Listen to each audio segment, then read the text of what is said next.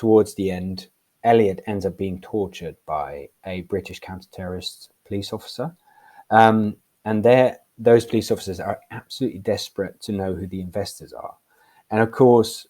in the real world, they would be able to find out, or at least have some suspicions about who those investors are by looking at the shell companies behind the investments into the Wallace organization. So, and it seems to me that,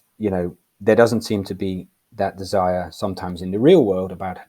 wanting to know who's pouring all this money into real estate, as you can see from, the resourcing of law enforcement agencies, the ongoing issues around Companies House, the fact that you've got a registration of overseas entities bill, which would force the true owners of overseas legal entities owning real estate in the UK to identify themselves. That bill still hasn't been tabled before Parliament. So, yeah, there is a in the show there is a lack of follow the money approach, but then there's this real desperation to know who the shadowy investors are, which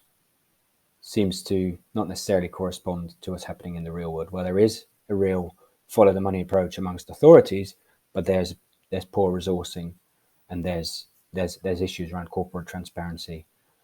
etc., etc.